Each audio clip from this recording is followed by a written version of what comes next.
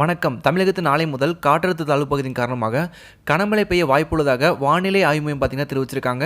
So எந்தெந்த மாவட்டங்களில் பார்த்தீங்கன்னா கனமழை நீடிக்கும், எந்தெந்த மாவட்டங்களில் பார்த்தீங்கன்னா உள்ள பள்ளி கல்லூரிக்கு விடுமுறைக்கான வாய்ப்புகள் இருக்குது. ஸோ இது பற்றின முக்கியமான அப்டேட் பார்த்தீங்கன்னா இந்த வீடியோவில் பார்க்க போகிறோம். இது போன்ற வானிலை பற்றின முக்கியமான அப்டேட்டும் தமிழக வரைக்கும் முக்கியமான அப்டேட்டை அடுத்த செகண்டே துல்லியமாக தெரிஞ்சுன்னு வச்சிங்கன்னா கீழே சப்ஸ்கிரைப் பண்ண கிளிக் பண்ணி சப்ஸ்கிரைப் பண்ணி வச்சுக்கோங்க. வாங்க ஃப்ரெண்ட்ஸ், வீடியோக்குள்ளே போயிடலாம். தென்கிழக்கு அந்தமான் பகுதியில் குறைந்த காற்றழுத்த தாழ்வு பகுதி நாளை உருவாக இருப்பதாக வானிலை மையம் தெரிவித்துள்ளது. இதன் காரணமாக சென்னை மற்றும் டெல்டா மாவட்டங்களில் டிசம்பர் 16ஆம் தேதி முதல் மழை பெய்ய வாய்ப்பு இருப்பதாக தெரிவிக்கப்பட்டுள்ளது.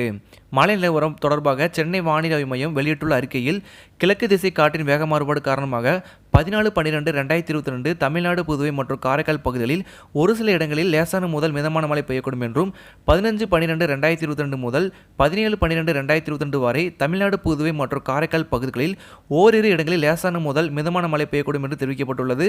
18/12/2022 தமிழ்நாடு, புதுவை மற்றும் காரைக்கால் பகுதிகளில் ஒரு சில இடங்களில் லேசான முதல் மிதமான மழை பெய்யக்கூடும் என்று தெரிவிக்கப்பட்டுள்ளது. சென்னையை பொறுத்தவரை அடுத்த 48 மணி நேரத்துக்கு வானம் ஓரளவு மேகமூட்டத்துடன் காணப்படும்.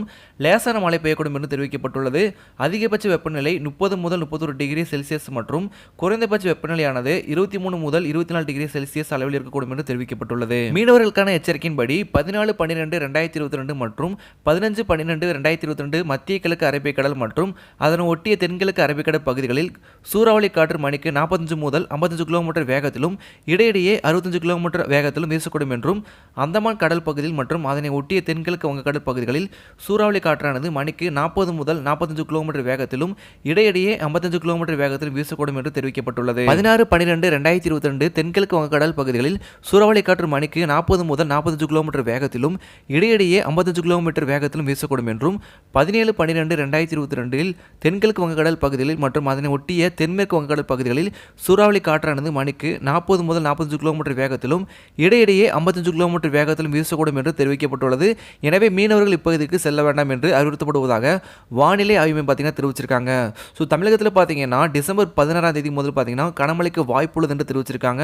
ஸோ பார்த்தீங்கன்னா மழை ஆரம்பிச்சது அப்படின்னா அந்த பகுதியில் பார்த்தீங்கன்னா இருக்கக்கூடிய பள்ளி மற்றும் கல்லூரிகளுக்கு விடுமுறை வரதுக்கான வாய்ப்புகள் இருக்குது அப்படின்ற மாதிரி சொல்லியிருக்காங்க. இது போன்ற வானிலை பற்றின முக்கியமான அப்டேட்டும் தமிழக வரைக்கும் முக்கியமான அறிவிப்புகளை அடுத்த செகண்டே துல்லியமாக தெரிஞ்சுன்னு வச்சிங்கன்னா கீழே சப்ஸ்கிரைப் பண்ணி கிளிக் பண்ணி சப்ஸ்கிரைப் பண்ணி வச்சுக்கோங்க.